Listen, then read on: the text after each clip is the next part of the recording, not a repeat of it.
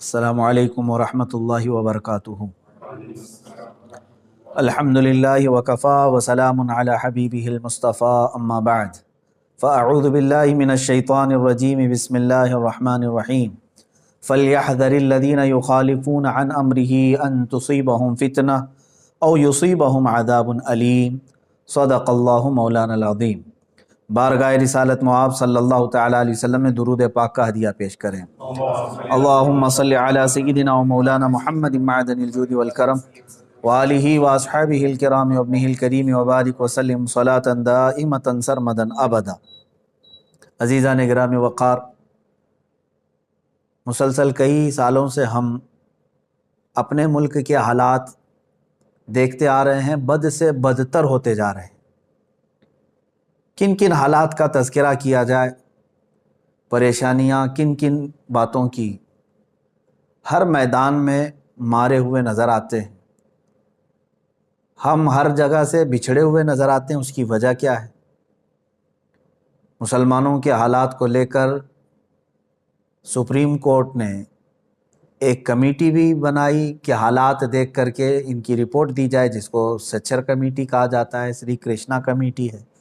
اس میں جو حالات لکھے گئے ہیں وہ ہندوستان کے شیڈول کاسٹ سے بھی زیادہ بدتر حالات ہیں، مسلمانوں کے حالات۔ میرے عزیزو، آج کے دور میں خصوصیت کے ساتھ جو سب سے برے حالات ہیں وہ خوف اور ڈر کا ماحول ہے۔ میں مسلمانوں سے ہی کہتا ہوں کہ اتنا خوف اور ڈر جو تمہارے دلوں میں آیا، جو ہزاروں نے لاکھوں لوگوں کو آج بزدل بنا رکھا ہے، یہ ڈر، خوف، ہر وقت ہر گھڑی لوگوں کو ظالموں کا خوف ستا رہا ہے۔ پتہ نہیں ہمارے ساتھ کیا ہو جائے گا، کیا نہیں ہوگا، کیا ہو جائے گا۔ اب میں آپ کو بتاتا ہوں کہ یہ سارے حالات کیوں آئے۔ ایک حدیث پاک حضرت ثوبان رضی اللہ تعالیٰ عنہ سے مروی ہے۔ رسول کریم صلی اللہ تعالیٰ علیہ وسلم ارشاد فرماتے ہیں، یوشک الامم ان تداعى علیکم کما تداعى الاکلۃ الی قصعتها۔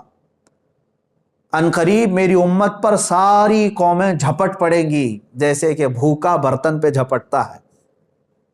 میری امت پر، حضور صلی اللہ تعالیٰ علیہ وسلم فرماتے ہیں، تم پر ساری امتیں جھپٹ پڑیں گی، ساری قومیں جھپٹیں گی، سب تمہیں نشانہ بنائیں گی، سب تمہیں ٹارگٹ کریں گی جیسے کہ بھوکا برتن پہ جھپٹ پڑتا ہے۔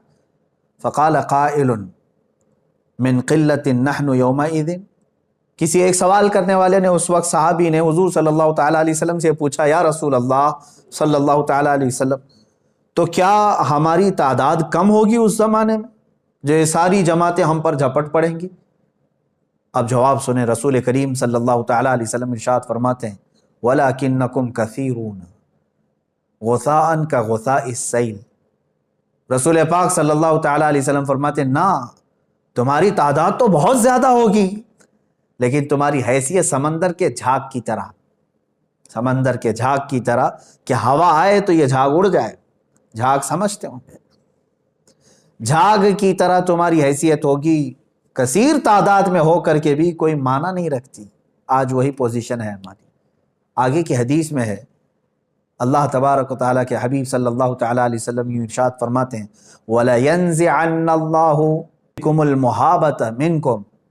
حضور پاک صلی اللہ تعالیٰ علیہ وسلم ارشاد فرماتے ہیں کہ تمہارے دلوں سے اللہ تبارک و تعالیٰ، جو تمہارے اوپر اللہ تعالیٰ نے ایک رعب رکھا ہے کافروں کے اوپر، وہ رعب ہٹا دے گا، تمہارا رعب ختم کر دیا جائے گا۔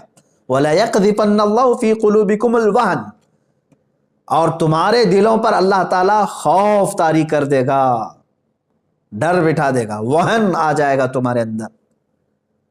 جو پہلے سے دشمنان اسلام تم سے جو خوف رکھتے تھے وہ خوف ختم کر دیا جائے گا اور تمہارے دلوں میں وہن پیدا کیا جائے گا۔ پوچھا گیا وہن کیا ہے؟ اب یہی آتی ہے، اللہ کے حبیب صلی اللہ علیہ وسلم فرماتے ہیں، حب الدنیا و کراہیت الموت، دنیا سے بے پناہ لگاؤ رکھتا ہے اور مرنے سے خوف کھاتا ہے، مرنے سے ڈرتا ہے۔ یہ دو چیزیں تو مسلمان کی ہے ہی نہیں میرے عزیزو، دنیا میں مگن ہو جانا اور موت سے غفلت۔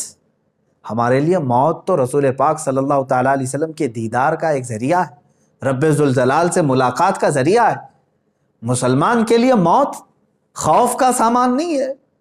یہ دو چیزیں جب کسی کے دل میں آ جاتی ہیں، حب الدنیا، دنیا کی محبت، اور پھر موت سے بھاگنا، تو سمجھ لو تمہارے دلوں میں اللہ تعالیٰ دشمنان اسلام کا خوف بٹھاتا ہے. آج یہ جو خوف کا ماحول طاری ہے وہ دو وجوہات سے، اس کی دو وجوہات ہیں. یہی ہے حب الدنیا و کراہیت الموت. باہر نکلو ان تمام چیزوں سے، باہر نکل آؤ. مسلمان کے لیے تو علامہ اقبال نے کہا تھا کہ وہ صحابہ جو نہتے ہوتے تھے رسول پاک صلی اللہ تعالیٰ علیہ وسلم کے ساتھ چل پڑتے تھے، ان کے سینوں میں ذرا خوف کہیں خوف ہے؟ ارے لکڑیاں لے کر کے بدر میں آ گئے، خوف نام کی کوئی چیز نہیں، سامنے ایک بڑا لشکر جرار ہے، خوف بالکل نہیں تھا. وجہ کیا ہے؟ دیکھیں جب موت کا اور مرنے کا ڈر ساری طاری ہو جاتا ہے تو ہزار ہیلے بہانے اور مصلحتوں میں گھر جاتا ہے، پھر وہ بے غیرت ہو جاتا ہے، وہ ہر چیز کو برداشت کرنے لگ جاتا ہے. جیسے آج ہماری حالت ہے، ہر چیز کو برداشت کرنے لگ گئے، ہر چیز کو. کیا نہیں برداشت کر رہے آج آپ لوگ، کیا نہیں برداشت کر رہے؟ اب انتظار کرو اور اس سے بھی خطرناک چیزیں تمہیں دیکھنے کی ہیں. تمہارے گھر لوٹے جا رہے ہیں، تمہاری مسجدیں پامال ہو رہی ہیں، خانقاہوں کو اجاڑا جا رہا ہے، درگاہوں کو جلایا جا رہا ہے. کیا یہ سب چیزیں دیکھ کر برداشت نہیں کر رہے؟ ہر چیز کو برداشت کرنے کی طاقت آ جاتی ہے جب آدمی بے غیرت ہو جاتا ہے، بے غیرت ہو جاتا ہے. یہی پوزیشن آج ہماری ہے. سب کو دنیا کی مصلحتیں ستا رہی ہیں. بولوں گا تو پتہ نہیں کیا ہو جائے گا، مجھے پکڑ لیا جائے گا، مار دیا جائے گا. صحابہ اکرام جو نکلتے تھے رسول کریم صلی اللہ تعالیٰ علیہ وسلم کے ساتھ، ان کا مطلب یہ نہیں تھا کہ ہم نکل پڑیں گے راستے میں اور ایک بڑی چیز بنا لیں گے، جائیں گے تو مال غنیمت ملے گا اور پھر گھر بنا لیں گے. نہیں، علامہ اقبال نے کہا ہے شہادت ہے مطلوب و مقصود مومن، نہ مال غنیمت نہ کشور کشائی. وہ تو شہادت کو دیکھتے ہوئے نکل پڑتے تھے اور جہاں جاتے تھے رب تعالیٰ ان کے لیے راستے کشادہ فرماتا تھا. اور آج جو ڈر کا ماحول ہے، خصوصاً میں علماء سے کہوں گا، علماء کاملین آج بھی ایک سروے کے مطابق میں آپ کو بتاؤں صرف ہندوستان میں 3 لاکھ سے زیادہ مسجدیں جو رجسٹرڈ ہیں، باقی اس کے بارے میں مجھے نہیں معلوم. تو اتنے علماء بھی تو ہوں گے، اور جو غیر امام ہیں وہ کتنے ہیں؟ اور بڑی تعداد، لاکھوں کی تعداد میں علماء اسلام موجود ہیں. میں بڑے ادب کے ساتھ کہتا ہوں قابل علماء موجود ہیں. ہو سکتا ہے ان کو بہت ساری مصلحتوں نے گھیر رکھا ہے، بعض حالات ان کے بھی ایسے آ گئے کہ قوم نے بولنے سے روکا، کمیٹیوں نے روک دیا، معاشی حالات نے بولنے سے روک دیا. لیکن اے گروہ علماء، ان تمام بندشوں سے باہر نکل آؤ. اس لیے کہ میں آواز لگاتا ہوں علماء کو کہ ہم وارث ہیں فضل حق خیر آبادی کے، ہم وارث ہیں کفایت علی کافی کے. ہمارے اندر بزدلی نہیں آنی چاہیے، ہمارے اندر خوف اور ڈر کا ماحول نہیں آنا چاہیے. ڈرنے والے اور خوف کھانے والے وہ دشمنان اسلام ہیں. اللہ تبارک و تعالیٰ تمہارا رعب ان کے سینوں پر ڈالے گا. آپ نکلو. اب میں ہندوستانی مسلمانوں سے کہتا ہوں کہ اور کیا کیا چیزیں برداشت کرو گے؟ مجھے بتاؤ، اپنے دل پر ہاتھ رکھ کر کے بتاؤ، کیا اس سے بھی زیادہ خطرناک حالات تم دیکھنا چاہتے ہو؟ تم نے کیا نہیں دیکھا؟ چند سالوں پہلے ہماری مسجدیں شہید ہوئی تو آواز اٹھاتے رہے، کئی لوگ شہید بھی ہو گئے ایک مسجد کے نام پر. لیکن اب کے حالات دیکھیں، غیرت مار دیا انہوں نے. دنیا کی لالچ دے دے کر کے یا سیاست میں ان کو بانٹ بانٹ کر کے ایسی غیرت مار دیا کہ اب تو ہماری مسجدوں کے سینے پر کھڑے ہو کر کے اگر کوئی دوسرا اپنے مندر بنا لے تو کسی کو کچھ فرق نہیں پڑتا. آج میرے عزیزو یہ حالات بھی آج کے نہیں ہیں ہندوستان میں. نا انصافی پہ نا انصافی ہے. ایک کسی عام سے مزدور کو پکڑ کر کے 10-12 کتے موب لنچنگ کرتے ہیں. یہ بھی تو ہم حالات دیکھ رہے ہیں. چھوٹی سی چھوٹی چیزوں پر یہ پکڑ کر کے مارتے ہیں. اور ابھی قریب میں ایک حافظ قرآن کو مار ڈالا انہوں نے. اس طرح کے حالات ہم دیکھتے آ رہے ہیں. یہ ظلم پہ ظلم ہوتا جا رہا ہے. میرے عزیزو ایسی حالات تھے جب کفایت علی کافی رحمۃ اللہ علیہ اٹھے تھے، عنایت احمد کاکوروی رحمۃ اللہ تعالیٰ نے، فضل حق خیر آبادی رحمۃ اللہ علیہ، یہ اٹھے تھے. اور تمہیں میں یہ بھی بتا دوں کہ ہندوستان کی آزادی کی آواز اٹھانے والے وہ علماء ذوی الاحترام تھے. ان کی زبانوں میں اللہ تبارک و تعالیٰ نے وہ طاقت عطا کی ہے کہ یہ انقلاب لا سکتے ہیں، انقلاب لا سکتے ہیں. لیکن اس کے لیے شرط دو ہی چیزیں ہیں، دو ہی چیزیں. آج لوگ جو شکایت کر رہے ہیں، بہت سارے لوگ یہ کہتے ہیں کس بیس پر آپ بول رہے ہیں، آپ کے آگے پیچھے کیا ہے، کون کھڑا ہے. ہم سے یہ سوال کرتے، ایمان والے اس طرح کا سوال کریں گے؟ اور اس طرح کی باتیں کہنا کہ آج دیکھیں دشمن پورے اکٹھا ہو رہے ہیں، تنظیمیں بنا رہے ہیں، مارچ پہ مارچ کر رہے ہیں، حکومتیں ان کے پاس ہیں، سیاست کے پورے اثر و رسوخ لے کر بیٹھے ہیں، ڈپارٹمنٹ لے کر کے بیٹھے ہیں، کورٹ لے کر کے بیٹھے. پتہ نہیں تمہیں کون ان تمام باتوں سے بزدل بنایا. اگر یہ تمام خیالات تمہارے ذہن میں آتے ہیں تو ایک مرتبہ میرے آقا صلی اللہ تعالیٰ علیہ وسلم کے وہ چہیتے صحابہ جو ابھی صرف 4000 کی تعداد میں تھے اور کسرا جیسے سپر پاور کو ختم کرنے کے فیصلے کر رہے تھے، فتح کرنے کی باتیں کر رہے تھے. قیصر و کسرا معمولی بات ہے، قیصر و کسرا کو فتح کرنے کی بات کر رہے ہیں. کون لوگ مدینہ طیبہ میں حضور پاک صلی اللہ تعالیٰ علیہ وسلم کے پیچھے نماز پڑھنے والے وہ صحابہ جو دن بھر ایک کھجور کی گٹلی پر رہتے ہوں، کون سی طاقت تھی ان کے پاس، کون سی قوت؟ وہ ایمانی قوت تھی، ایمانی قوت. انہیں یقین کامل تھا کہ رب ذوالجلال کی مدد آئے گی ہمارے ساتھ، کیونکہ ہم حق پر ہیں. علماء ذوی الاحترام کو میں یہی بات بتانا چاہوں گا. آج اور کس قدر آپ بزدلی کے ساتھ جینا پسند کرو گے؟ کیا یہ حالات آپ کو اچھے لگ رہے ہیں آج ہندوستان بھر کے؟ میں آپ کو یہ بات بتا دوں کہ رسول پاک صلی اللہ تعالیٰ علیہ وسلم کے انہی جانثاروں کو چیک کرنے کے لیے ایک صاحب آئے تھے دیکھنے کے لیے. ایک صاحب آئے اور انہوں نے یہ دیکھنے کے لیے کہ محمد صلی اللہ تعالیٰ علیہ وسلم نے کتنی طاقت جمع کر لی. جیسے ابھی ہمارے آگے پیچھے لگ گئے ہیں کہ ان کے پاس کتنا فنڈ آ رہا ہے، کتنی تنظیمیں آ رہے ہیں، اتنی باتیں کر رہے ہیں. ہاں چیکنگ پہ لگے ہوئے ہیں. وہاں حضور پاک صلی اللہ تعالیٰ علیہ وسلم کے پاس چیکنگ کے لیے ایک شخص آئے اور یہ دیکھنے کے لیے کہ انہوں نے کتنا ہتھیار جمع کیا، کیا کیا ہے، جو قیصر و کسرا کو فتح کرنے کی بات کر رہے ہیں، اس زمانے کی سپر پاور تھی. تو بہت غور سے معائنہ کیا، لیکن ایک ہی چیز نظر آئی جو واپس جا کر کے اس قاصد نے اپنے آقاؤں کو بتایا تھا، عروہ بن مسعود ثقفی. کیا چیز دیکھا جانتے ہیں؟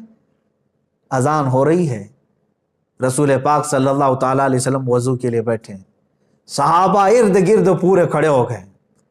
حضور پاک صلی اللہ تعالیٰ علیہ وسلم وضو کے لیے پانی لیتے ہیں ہاتھ میں، کلی فرماتے ہیں. جیسے کلی فرماتے ہیں آپ کی کلی کا ایک قطرہ بھی زمین پہ نہیں گرتا، صحابہ اپنے دامن پھنسا لیتے ہیں، کسی کے ہاتھ میں، کسی کے دامن میں. اور حضور پاک صلی اللہ تعالیٰ علیہ وسلم کا پورا وضو ہو جاتا ہے، ایک قطرہ بھی زمین پر نہیں. وہ سارے صحابہ لے لیتے، اپنے چہروں سے مل لیتے تھے، اپنے جسم پہ مل لیتے تھے. عروہ بن مسعود ثقفی وہ واپس جا کر کے اپنے آقاؤں کو خبر کرتا ہے، کہتا ہے یقیناً محمد صلی اللہ تعالیٰ علیہ وسلم نے بہت بڑی فوج تو نہیں جمع کی، لیکن ایسے دیوانے بنائے ہیں کہ یہ ادب تو میں نے قیصر و کسرا کے دربار میں بھی نہیں دیکھا جو محمد کے دیوانوں میں دیکھا ہے. وہ ان کے وضو کے قطروں کو زمین پہ گرنے نہیں دینا چاہتے، کہاں ان کے خون کے قطرہ گرنے دیں گے؟ ان کے اندر وہ جانثاری ہے. میرے عزیزو، یہی ایک چیز دیکھ کر کے ساری دھرتی ہل گئی تھی کہ رسول پاک صلی اللہ تعالیٰ علیہ وسلم کے دیوانے ایسے ہیں کہ ان کا ہی تو یہ نعرہ تھا کہ مرد حق باطل کے آگے مات کھا سکتا نہیں، سر کٹا سکتا ہے لیکن سر جھکا سکتا ہے. وہ نکلتے تھے. عزیزان گرامی وقار، ان کے پاس جو طاقت و قوت تھی وہ چیز میں آپ کو بتانا چاہتا ہوں. نوجوانوں کو بھی آج جو پورے ہندوستان کے مسلمان جو بے قرار ہیں حالات کو دیکھ کر کے، ایک ہی علاج ہے تمہارے پاس، ایک ہی علاج ہے، پلٹ آؤ. بہت سارے حالات کو صحیح کرنے کے لیے لوگ اب جلسے کرا رہے ہیں. ہمارے ہاں نشے کے حالات، نشے میں بہت سارے لوگ ایڈکٹ ہیں، جوئے میں ہیں، شراب میں ہیں، 2 نمبر کے کاموں میں ہیں، فلاں ہیں فلاں ہیں، بہت سارے معاملات. کن کن معاملات کو صحیح کرتے ہوئے ہم اپنی زندگی گزاریں، سمجھ میں نہیں آتا. ایک ہی علاج ہے جو میں نے بہت مطالعے کے بعد نکالا، وہ یہی ہے جس کو اقبال نے کہا ہے کہ محمد سے وفا تو نے تو ہم تیرے، یہ جہاں چیز ہے کیا لوح و قلم تیرے۔ بالکل حق فرمایا انہوں نے کہ تو ایک بار رسول پاک صلی اللہ تعالیٰ علیہ وسلم کے ساتھ وفا کرنا سیکھ لے، رب تبارک و تعالیٰ یوں ہی صدقے میں ساری چیزیں تجھے عطا کرے گا۔ اخلاق کی درستگی بھی تمہارے پاس آئے گی۔ عشق رسالت محمد صلی اللہ علیہ وسلم یہ ایک ایسی دولت ہے، حضور کی محبت ایک ایسی دولت ہے جو تمہیں ہر گناہ سے بھی دور کر سکتی ہے۔ جھوٹ بولتے ہیں جو گناہ نہیں چھوڑتے اور پھر حضور کی محبت کی بات کرتے ہیں، جھوٹ بولتے ہیں، ورنہ حضور کا سچا عشق جب دل میں آتا ہے نا کیا ہوتا ہے جانتے ہیں؟ حضرت انس فرماتے ہیں صحابہ تو سچا عشق کرتے تھے حضور سے، ابھی شراب حرام نہیں ہوئی تھی مدینہ طیبہ میں۔ حضرت انس رضی اللہ تعالیٰ عنہ فرماتے ہیں ایک جگہ کعبہ خانے میں شراب کے مٹکے پیالے میں بھر بھر کر کے لوگوں کو سرو کرتا تھا، دیتا تھا۔ شام کا وقت تھا، شراب کے پیالے میں پیش کر رہا تھا لوگوں۔ اچانک مدینے میں اعلان ہونے لگا، ایک اعلان کرنے والے منادی نے کہا اللہ کے نبی صلی اللہ تعالیٰ علیہ وسلم پر قرآن کی آیت نازل ہوئی کہ آج سے شراب حرام ہے۔ یہ اعلان ہو رہا تھا گلیوں میں۔ حضرت انس فرماتے ہیں جس کے ہاتھ میں جہاں پیالہ تھا وہیں سے چھوڑ دیا، کسی کے ہونٹوں تک گیا تھا تو وہیں سے چھوڑ دیا۔ یہ نہیں سوچا کہ جا کر کے حضور سے سن لے پہلے بات صحیح ہے کہ نہیں صحیح ہے۔ یہ اس کو کہتے ہیں عشق رسالت محمد صلی اللہ علیہ وسلم جب دل میں آتا ہے تو پھر آدمی حضور کی بات کا خیال کرتا ہے، نہ کہ اپنی پرانی لت کا خیال کرتا ہے۔ اپنی پرانی لتیں چھوٹ جاتی ہیں اگر سچی محبت آئے۔ ایک ہی علاج ہے میرے عزیزوں گناہوں کو چھوڑنے کا بھی، کہ محمد سے وفا تو۔ نمازوں کی پابندی نہیں ہوتی ہے نا، حضور سے محبت کر کے دیکھو تمہیں بستر کانٹے لگنے لگ جائیں گے، اٹھ جاؤ گے یا رسول اللہ صلی اللہ علیہ وسلم میں آپ کا چاہنے والا اور آپ سے محبت کرنے والا۔ آپ نے فرمایا نماز میں میری آنکھوں کی ٹھنڈک ہے، میں سو کر کے پسار کر کے آپ کو تکلیف تو نہیں دے سکتا، میرے محبوب ہیں آپ، ہر چیز کے تم پابند ہو جاؤ گے۔ ایک چیز تمہارے اندر آ جائے، حضور سے وفا کرنا سیکھو، رسول پاک صلی اللہ تعالیٰ علیہ وسلم کی وفاداری۔ عزیزان گرامی وقار، آج میں جو بات عرض کر رہا تھا وہ علماء ذوی الاحترام کے لیے حالات کی سنگینی کے اعتبار سے۔ آپ کیا سوچتے ہیں کہ ہمارے پاس کچھ نہیں ہے، سیاسی لوگ نہیں ہے، طاقت نہیں ہے، سب کچھ ان کے پاس ہے، ساری چیزیں ان کے پاس رہنے دو، سب ان کے پاس رہنے دو۔ میرے عزیزوں پہلے بھی ایسا ہی رہا ہے، حضور صلی اللہ تعالیٰ علیہ وسلم نے دعوت شروع فرمائی، صحابہ نہتے رہے، سب کچھ ان کے پاس تھا۔ ارے بدر کے میدان میں رات بھر طبلے بج رہے تھے، رقص و سرور کی محفلیں ہو رہی تھی اور گوشت بھونے جا رہے تھے، اور ادھر صحابہ اکرام رضوان اللہ تعالیٰ علیہ مجمعین بغیر چپل کے ہیں، اکثر کے ہاتھ میں تلواریں نہیں ہیں، سونے کے لیے ان کے پاس کوئی چیز نہیں ہے، سب کچھ ہونے کے باوجود بھی رب ذوالجلال نے فتح یابی کسے عطا فرمائی، پوری تاریخ جانتی ہے۔ اب اس کے لیے ہونا کیا چاہیے تمہارے پاس؟ ہونا کیا چاہیے؟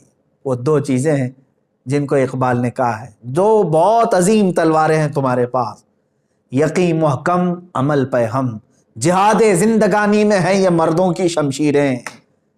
دو چیزیں تمہارے پاس اگر آ گئی، پختہ یقین اللہ کی ذات پر اور میرے رسول پاک صلی اللہ تعالیٰ علیہ وسلم کی ذات پر، کہ میں کسی اور کا کتا نہیں، میں رسول پاک صلی اللہ علیہ وسلم کا وفادار ہوں۔ حضرت سفینہ رضی اللہ تعالیٰ عنہ ایک صحابی ہیں، وہ جنگل میں گئے تھے، راستہ بھٹک گئے تھے، ایک شیر دہاڑتا ہوا آ گیا، شیر، جنگل کا شیر دہاڑتا ہوا آ گیا، تو جیسے ہی وہ قریب آیا تو حضرت سفینہ نے کیا فرمایا جانتے ہیں؟ اس صحابی نے کہا انا مولا رسول اللہ صلی اللہ علیہ وسلم، اتنا کہا میں رسول اللہ کا غلام و خادم ہوں۔ وہ شیر دم ہلاتا ہوا وفادار کتے کی طرح آپ کو مدینے تک چھوڑ گیا۔ میرے عزیزو، یہ اگر تمہارے اندر یقین محکم آ جائے، یقین محکم پختہ یقین آ جائے، تو پھر مجھے وہ اقبال کا شعر یاد آتا ہے، نکل کر کے صحرا سے جس نے الٹ دیا تھا تخت روما کو، نکل کر کے صحرا سے جس نے الٹ دیا تھا تخت روما کو، سنا ہے قدسیوں سے میں نے کہ وہ شیر پھر ہوشیار ہوگا، وہ شیر پھر ہوشیار ہوگا، لیکن اس شیر کو ہوشیار ہونے کے لیے یقین پختہ ہونے کی ضرورت ہے۔ یقین پختہ کرو۔ علماء ذوی الاحترام سے میں بارہا گزارش کرتا ہوں کہ آپ اپنے منصب کا استعمال کرو، آپ نائب رسول ہیں، رسول پاک صلی اللہ تعالیٰ علیہ وسلم کی نیابت کا تاج آپ کے سروں پر رکھا گیا ہے، آج امت آپ کی نگہبانی کی طرف دیکھ رہی ہے۔ اگر 1000 مصلحتوں کے بہانے کرو گے تو یاد رکھنا ایک بڑی بات ہے جو بار بار ہمیں ہلاتی ہے، وہ یہ ہے کہ حضور صلی اللہ تعالیٰ علیہ وسلم کی عزت پر حملے ہو رہے ہوں، جیسے آج ہندوستان کے حالات ہیں۔ ایک غلیظ پاکھنڈی جو دنیا کا سب سے غلیظ انسان اور سب سے بڑا آتنکوادی جو میرے دیش میں رہ رہا ہے، زہر اگل رہا ہے، زہر پہ زہر اگل رہا ہے، اور رسول پاک صلی اللہ تعالیٰ علیہ وسلم کی عزت پر حملے کر رہا ہے۔ اس غلیظ انسان کی گالیاں سننے کے بعد میرے عزیزوں کھانا پھیکا ہو جانا چاہیے، راتوں کی نیند اڑ جانی چاہیے، علماء کی بھی، تمام مشائخ کی بھی، تمام مسلمانوں کی بھی۔ کیا تمہیں معلوم نہیں ہے کہ رسول پاک سے کمال محبت کا نام ہی ایمان ہے؟ اور ایسے حالات میں ہم اس کو سن کر کے خاموش رہ جائیں تو پھر ہمارے ایمان پر بھی سوال آتا ہے۔ میں جو بات عرض کر رہا تھا وہ یہ ہے کہ حضور کی عزت پر حملہ ہو رہا ہو اور پھر کوئی حضور صلی اللہ تعالیٰ علیہ وسلم کی عزت کی حفاظت کی بات کر رہا ہے، نہیں میں باہر نکلوں گا حضور کے لیے، حضور کی عزت کے لیے میں باہر نکلوں گا، اور پھر سوچتا ہے میری سیکورٹی کیا ہے، میری سیفٹی کیا ہے، تو فرمایا وہ جھوٹا آدمی ہے، جھوٹا آدمی ہے۔ رسول پاک صلی اللہ تعالیٰ علیہ وسلم کی عزت پر جب بات آئے تو صحابہ جیسا وہ عشق آنا چاہیے کہ انہوں نے کبھی نہ اپنا گھر دیکھا نہ کوئی اپنے حالات دیکھے، بلکہ میرے آقا کے پیچھے چل پڑے۔ جنگ خندق کا موقع ہے میرے عزیزوں، حضور پاک صلی اللہ تعالیٰ علیہ وسلم مہینہ بھر جنگ خندق کے موقع پہ مصروف رہے۔ بڑی سخت ان کے لیے آزمائش کا یہ موقع تھا، جس کو سورۃ الاحزاب قرآن پاک میں بھی آئی، جنگ احزاب بھی کہتے ہیں۔ یہاں سے پلٹ رہے تھے جنگ خندق سے، درمیان میں صحابہ اکرام زخمی ہیں، ہاتھوں میں خون رس رہا ہے، کئی جگہ تیروں کے نشان ہیں، بیچ راستے میں جبرائیل امین علیہ السلام تشریف لائے۔ عرض کیا یا رسول اللہ صلی اللہ علیہ وسلم، رب تعالیٰ کا حکم ہے کہ یہیں سے آپ بنو نذیر کا معرکہ سر کرنے کے لیے نکل پڑے۔ ابھی مدینہ نہیں پہنچے، خندق سے مدینہ صرف 5 کلومیٹر کا فاصلہ ہے، آدھا راستہ طے کیے، جبرائیل امین آئے۔ کتنا ٹائم لگتا مدینے جانے کے لیے؟ حضور پاک صلی اللہ تعالیٰ علیہ وسلم نے صحابہ کو مخاطب کر کے کہا، اے میرے صحابہ، جبرائیل امین آئے ہیں اور کہہ رہے ہیں کہ یہیں سے بنو نذیر کا بھی معرکہ سر کرنا ہے۔ جو غدار ہو گئے رسول پاک صلی اللہ علیہ وسلم کو، جنہوں نے دھوکہ دیا بنو نذیر، ان کا بھی قلعہ کما کرنا تھا۔ صحابہ کو جو تھکے ہوئے ہیں، زخمی ہیں، صحابہ نے، پورے صحابہ میں سے ایک نے بھی یہ نہیں کہا یا رسول اللہ صلی اللہ علیہ وسلم گھر بار میں دیکھ کے آ جاتا ہوں، مرہم پٹی کر کے آتا ہوں، کپڑے بدل کے آ جاتا ہوں، نہا دھو کے آ جاتا ہوں، دوا لے کر کے آ جاتا ہوں، بلکہ انہی زخمی حالت میں چور چور ہیں زخموں سے، اس وقت بھی وہ کہتے ہیں یا رسول اللہ دیر کس بات کی، چلے ہم آپ کے پیچھے ہیں، چلے ہم آپ کے ساتھ ہیں، لبیک یا رسول اللہ۔ یہ صحابہ کا جذبہ تھا، جس کے بعد اللہ تبارک و تعالیٰ ان کے لیے مدد پہ مدد اتارتا تھا۔ یہاں بیٹھ کر کے تسبیح گھما کر کے لوگ کہتے ہیں اللہ کی مدد کیوں نہیں آ رہی ہے، اللہ کی مدد کیوں نہیں آ رہی ہے۔ اگر تسبیح گھمانے سے ہی مدد آنی تھی تو رسول پاک صلی اللہ علیہ وسلم مدینے سے 160 کلومیٹر نہیں چل کر کے جاتے، حضور خود مدینے میں بیٹھ کر کے دعا کرتے تو سب سر ہو جاتا۔ اللہ رب العزت کا دستور یہ ہے کہ تم اپنے ہاتھ پیر چلاؤ، تم باہر نکلو، میدان میں آؤ، اپنے عمل کو پیش کرو، پھر اللہ تمہاری مدد فرمائے گا۔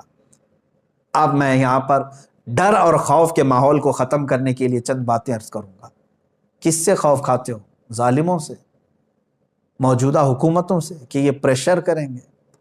میرے عزیزو، یہ اس سے بڑھ کر کے تمہارے لیے سعادت کی بات کیا ہے؟ اے گروہ علماء، جماعت علماء، یہ شعر کب کام آئے گا جو بار بار آپ اپنی تقریروں میں کہتے ہو، کروں تیرے نام پہ جاں فدا، نہ بس ایک جاں دو جہاں فدا؟ یہ عمل میں کب آئے گا؟ خالی تقریر میں آئے گا؟ لوگوں کے جذبات اور ان کے نعروں کے لیے آئے گا؟ اگر موقع آ گیا تو چلو، حضور کے نام پر جان فدا کرنا ہے تو چاہے وہ حکام کے ہاتھ سے ہو یا جیل کے سلاخوں سے ہو یا پھانسی کے پھندے سے ہو۔ حضور پاک صلی اللہ تعالیٰ علیہ وسلم کی عزت پر جب بات آ گئی ہے تو ہونا تو یہی چاہیے تھا کہ کلیجہ پھٹ جائے۔ آج اتنی غلیظ گالیاں سننے کے بعد آدمی آپے سے باہر ہو جاتا ہے۔ میرے عزیزو، آپ کے باپ کو اور ماں کو کوئی گالی دے دے تو آپ برداشت نہیں کرتے، پولیس اسٹیشن بعد میں جاتے ہیں، پہلے ہی اس کے ساتھ آپ پتہ نہیں کیا کیا معاملات کر جاتے ہیں۔ یہاں مجھے حیرت ہو رہی ہے، افسوس ہے اس بات. یہ باتیں میں اس لیے عرض کر رہا ہوں کہ اب مجھے امید نہیں رہ گئی کہ یہ حکومت وقت ہمارا کچھ سنے گی، اس لیے کہ جگہ جگہ پردرشن، جگہ جگہ پروٹیسٹ، FIR، کیا نہیں کر لیا ہم لوگوں نے. سب لوگ گہار لگاتے تھک گئے. یہ صاف اپنا بتا رہی ہیں موجودہ حکومتیں کہ ہم ایسے غلیظ پاکھنڈیوں کی حمایت میں. اگر یہ ان کی حمایت نہیں کر رہے ہوتے تو یہ کھلے سانڈ کی طرح گھوم رہے ہوتے آج. یہاں تو ایسا ہے کہ موجودہ حکومت کے کسی ایک منسٹر پر کوئی کامیڈی کر لے تو اسے جیل ہو جاتی. کروڑوں مسلمانوں کے رسول صلی اللہ تعالی علیہ وسلم کی کردار کشی وہ بار بار کر رہا ہے. ایسا بھی نہیں کہ چھپ کر کے فیک ID سے کیا، ارے پریس کلب آف انڈیا میں بیٹھ کر کے کر رہا ہے کھلے عام. اس کو اجازت کیسے ملتی، پرمیشن کیسے ملتی، اور کھلے عام وہ چندہ کرتا ہے. حد ہو گئی. وہ ہندوستان کے سمویدھان کو بدلنے کی بات کرتا ہے اور دوسری شخصیات کو بھی نہیں چھوڑا اس نے. گاندھی جی کو گالیاں دیتا ہے، امبیڈکر کو گالیاں دیتا ہے، سائی بابا کو گالیاں دیتا ہے، APJ عبد الکلام کو تو کہتا ہے وہ دیش دروہی تھا. یہ سب چیزیں سن کر کے بھی حکومت کا نظریہ اب آپ کو نہیں سمجھ میں آ رہا؟ اب آپ کو نہیں لگ رہا ہے کیا یہاں سے انصاف کی امید رہ گئی آپ کو؟ اس لیے میرے عزیزو، یہاں سے انصاف کی امید نہیں. اب اللہ رب العزت ہی ہمیں عدل عطا فرمائے گا. رب ذوالجلال کی بارگاہ، یہ تمہارا امتحان ہے، تمہارا امتحان ہے. یاد رکھ لینا، اللہ تبارک و تعالیٰ تمہیں آزمائے گا. اب یہ چیز دیکھ کر کے مجھے ایسا لگتا ہے اسپین کے جو حالات تھے وہ یہاں دہرائے جا رہے ہیں. چند دنوں پہلے ہم نے دیکھا تھا، ہمارے مطالعے میں ایک مضمون آیا بھی تھا کہ یہاں کی ایک کٹر واد تنظیم اسپین جا کر کے معائنہ کر کے آئی تھی دیکھنے کے لیے کہ 700 سال مسلمان وہاں تھے اسپین میں کیسے ختم ہو گئے. یہ سب سروے کر کے آئے وہاں جا کر کے. یہاں کی ایک کٹر واد تنظیم جا کر کے سروے کر کے آئی. وہاں کے دانشوروں نے ان کو بہت ساری باتیں بتائی، جس میں سے ایک بات یہ بھی بتائی تھی کہ ہم نے سب سے پہلے مسلمانوں کے دلوں سے عشق رسول ختم کر دیا تھا. رسول پاک کو سیریس لینا ہم نے ان کو ختم کروا دیا تھا. علماء سے ان کو دور کر دیا تھا ہم نے، علماء کی نفرت ڈال دی تھی. اسی پر آج یہاں عمل کیا جا رہا ہے ہمارے ملک میں. دیکھو آج ہماری عوام علماء کے خلاف کیسی کیسی بکواسیں کرتی ہے. آج کے حالات میں بھی علماء کو ہی کوس رہے ہیں لوگ. مولانا لوگ کیا کر رہے ہیں؟ زکوٰۃ وصول کرتے ہیں بیٹھ جاتے ہیں، چندے کرتے ہیں بیٹھ جاتے ہیں. یہ سب تمہاری جو زبانیں لمبی ہو رہی ہیں علماء کے بارے میں، یہ بھی ایک سازش کے شکار ہو تم. میرے عزیزو ٹھیک ہے، علماء اگر کوئی سستی کر رہا ہے، بولنے کا ایک طریقہ ہوتا ہے. کیا آپ اپنے باپ کو ایسے ہی کہتے ہیں باپ میرا آج گھر میں کیوں بیٹھ گیا، ڈیوٹی پہ کیوں نہیں گیا؟ ادب ہے، تمیز ہے، سلیقہ ہے. پوچھا جاتا ہے کیا آپ کو کوئی تکلیف تو نہیں ہے میں آپ کے ساتھ کھڑا ہو جاؤں، آپ بھی آگے آ جائیے. یہاں کے حالات دیکھ کر کے بھی مجھے یہی لگتا ہے کہ علماء سے ان کو دور کیا گیا ہے. بہت سارے تو ہیں علماء کی نفرت میں جی رہے ہیں آج. دوسری چیز، عشق رسول کو ختم کرنے کا جو ایک بہت بڑا مشن چلایا گیا تھا وہ بھی یہاں پر چل رہا ہے. اسی سے اندازہ لگاؤ میرے عزیزو، آج غلیظ گالیاں میرے رسول پاک کو دی گئی ہیں. پورے ہندوستان بھر میں تقریباً 300 کے قریب MLA ہیں. ان میں سے کتنے لوگ اپنے پاور کا استعمال کر کے اس کی زبان روکنے کا مطالبہ کیے؟ کون ہے؟ تم نے کون سے نبی کا کلمہ پڑھا ہے؟ کس رسول کا کلمہ پڑھے ہو؟ میں تمام جو عہدے دار ہیں ان سے پوچھتا ہوں ان کے دلوں میں ایمان رہ گیا کہ نہیں رہ گیا؟ اب پھر میں آپ کو بتاتا ہوں، میں نے ایک جملہ کہا تھا، اگر اس وقت جو میں آواز اٹھا رہا ہوں، ظاہر سی بات ہے مجھے میرا انجام معلوم ہے، پھر بھی اللہ رب العزت کی ذات، رب ذوالجلال کی ذات جو چاہے وہی ہوگا. اگر رب تبارک و تعالیٰ چاہے میری حفاظت کے لیے، پوری دنیا میرا بال بیکا نہیں کرے گی.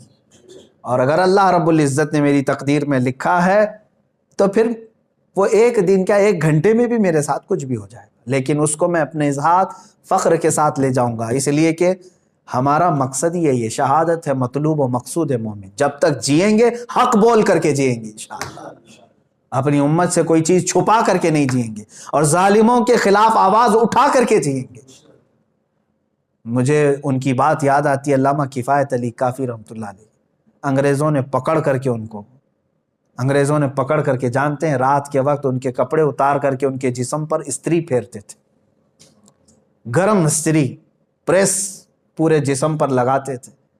جب چمڑی جل جاتی تھی، ظاہر سی بات ہے پریس لگ جائے جسم پر، چمڑی جل جائے، ایک عالم ربانی کی بات کر رہا ہوں، جب جسم جلتا تھا تو وہ انگریز نمک آپ کے جسم پر چھڑکتے تھے، اس جلی ہوئی چمڑی کے اوپر نمک چھڑکتے تھے، لیکن اس عالم باوقار نے، عالم حقانی نے ایک بار بھی ٹس سے مس ہونے کا فیصلہ نہیں کیا، کبھی ارادہ نہیں کیا، مسلسل کئی دنوں تک یہ تکلیف ان کو دی گئی۔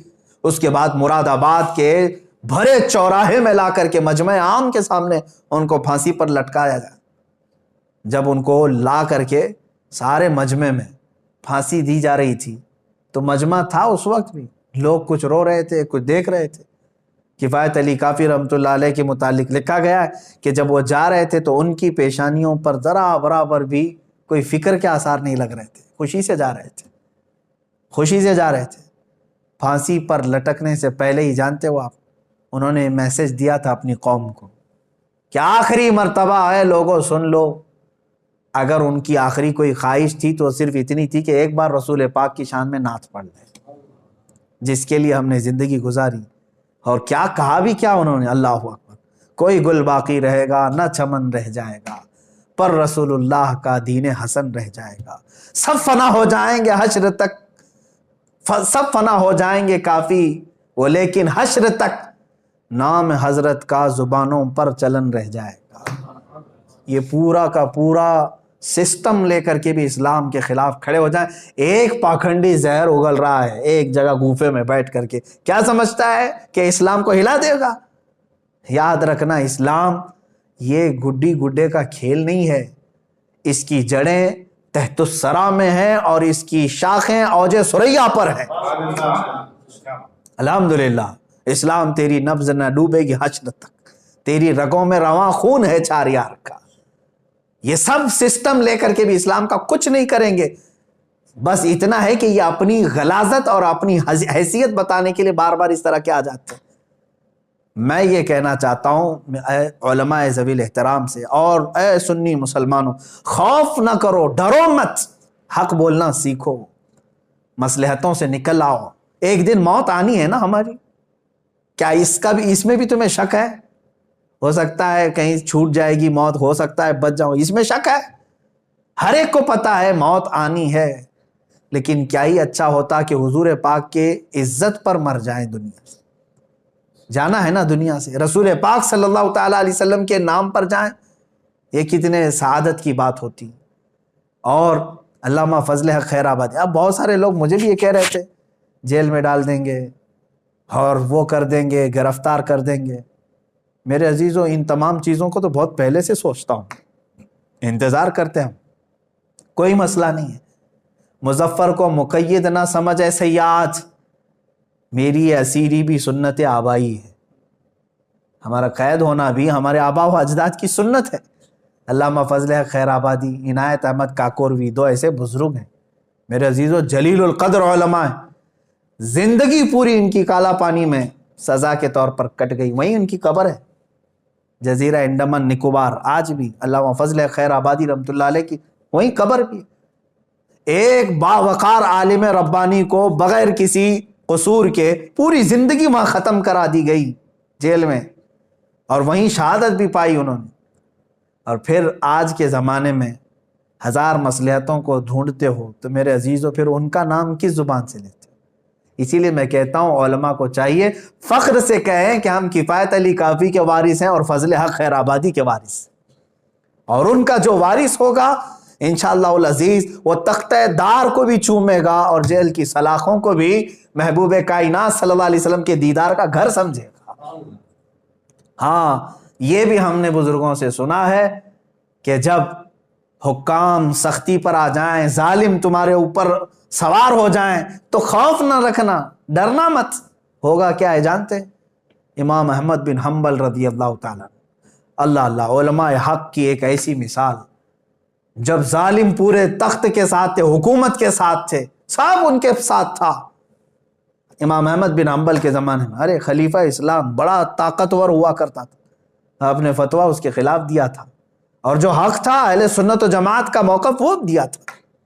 اس پاداش میں بادشاہ نے قید کیا آپ کو، خلیفہ نے ایک بار نہیں 3 لوگ آئے، خلیفہ کے بعد اس کا بیٹا ہے، اس کے بعد اس کا، 3 بادشاہ بدلے، تینوں نے قید کیا، اور امام احمد بن حنبل کو جبہ اٹھا کر کے کوڑے مارنے کا حکم دیا تھا۔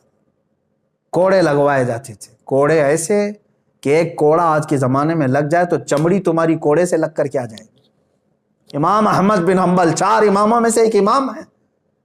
ایک مرتبہ کا واقعہ ملتا ہے کہ جلاد جب کوڑے لگا رہا تھا، بدن کھلا تھا، تہبند بدی ہوئی تھی، لنگی صرف، تہبند نیچے کھسکنے لگ گئی، کھلنے لگ گئی۔ کوڑوں پر تو آپ روتے نہیں تھے، چلاتے نہیں تھے، تہبند جب نیچے اترنے لگی، سطر کھلنے لگا تو آپ کو غم ہو گیا، کیا میں بے سطر ہو جاؤں گا؟ حق بات کے لیے میں نے آواز اٹھائی تو کیا رب تبارک و تعالیٰ مجھے بے سطر کر دے گا، بے آبرو ہو جاؤں گا؟ اتنا آپ کے ذہن میں خیال آیا اور رونے لگے۔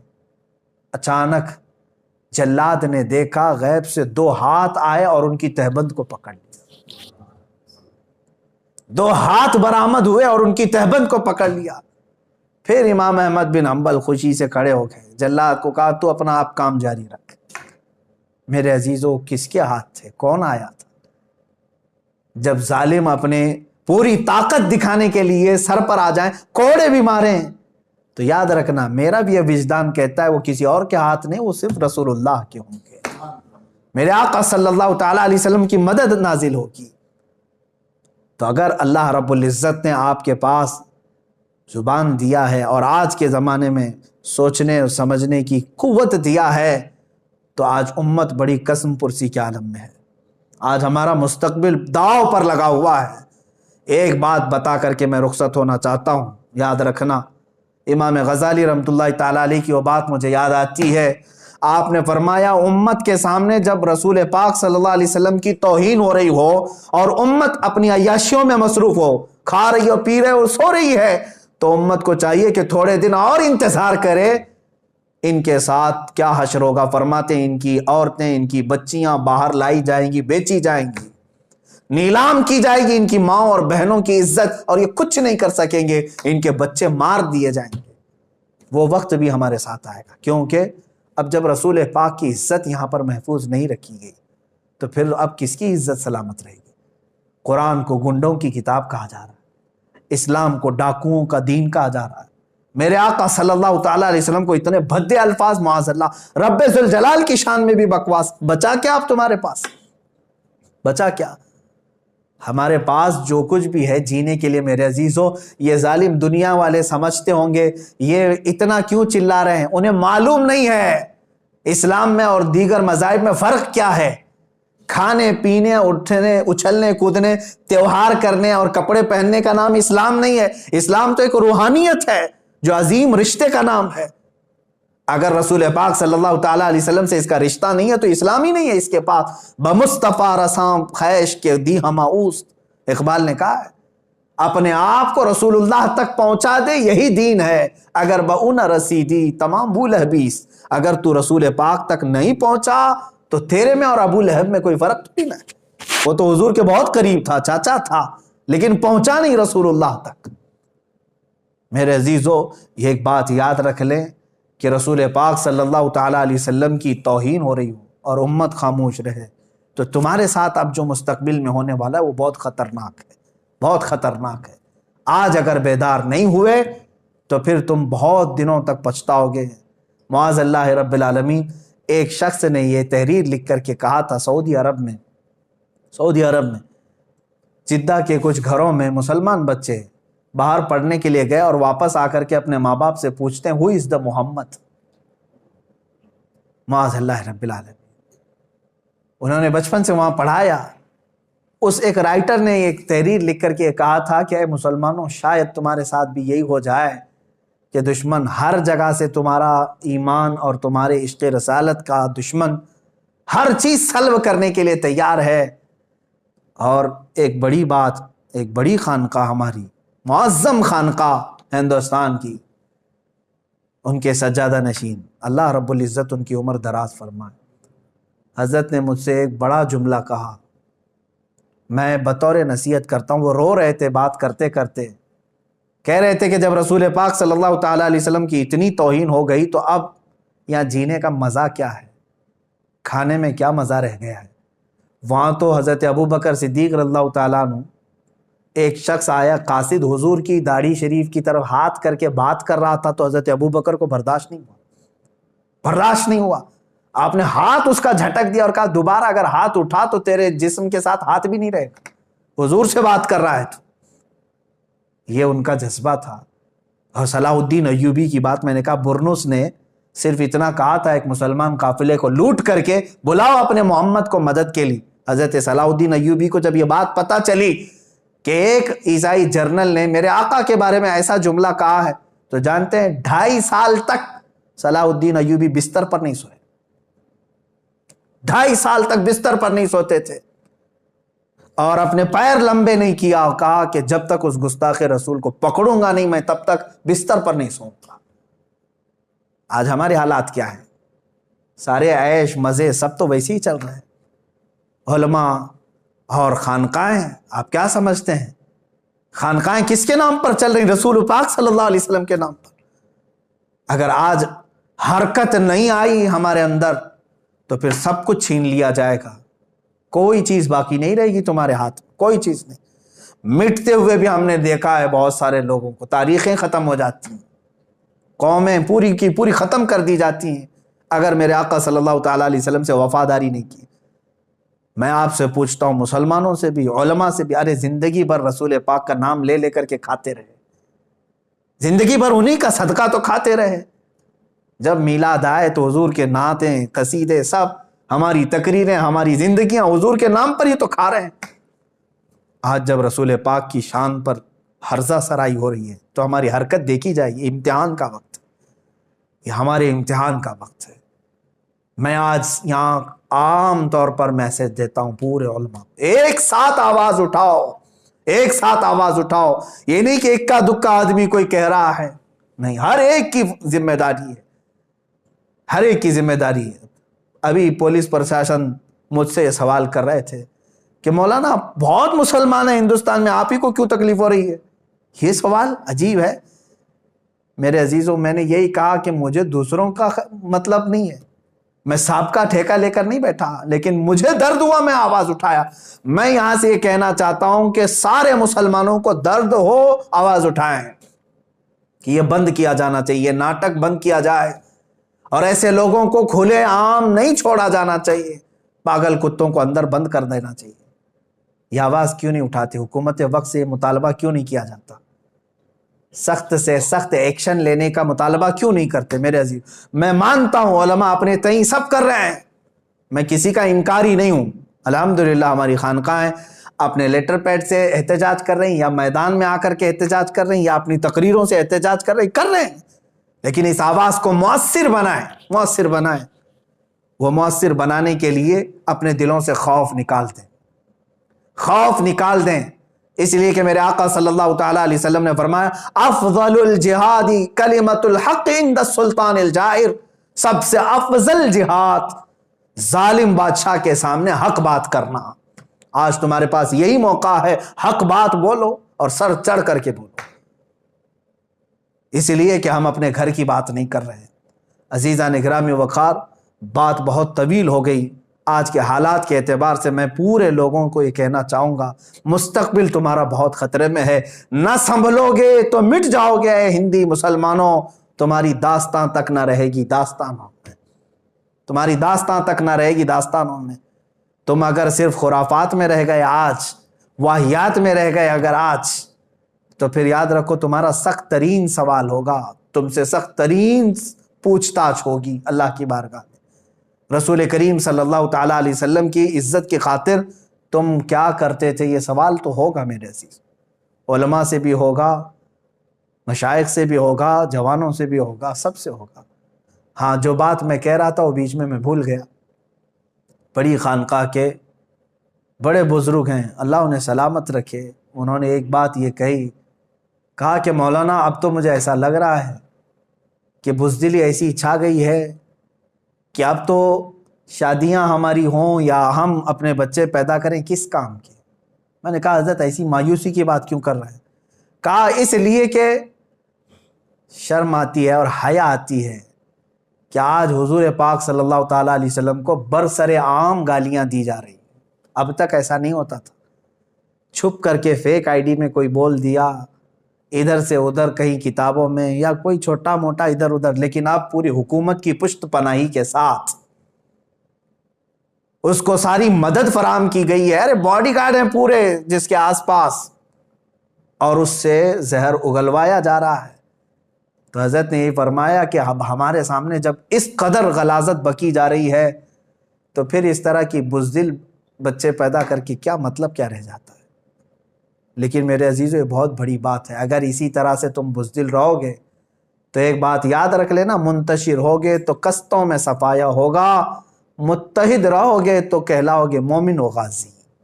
انشاءاللہ العزیز رب تبارک و تعالیٰ کی مدد آئے گی, ضرور آئے گی. 100% سے بھی زیادہ ہمیں یقین ہے کہ مولا ہماری مدد فرمائے گا. لیکن شرط یہ ہے ان کنتم مؤمنین, تم رسول پاک سے وفا کرنا سیکھ جاؤ. تم ساری چیزیں, غلط چیزیں چھوڑو اور کہو ابھی امی فدا کا یا رسول اللہ, اے اللہ کے رسول میں اپنا سب کچھ آپ پر نثار کرتا ہوں, قربان کرتا ہوں. دیکھو پھر اللہ کی مدد کیسے آئے گی. رب تبارک و تعالیٰ کہنے سننے سے زیادہ ہمیں عمل کی توفیق عطا فرمائے.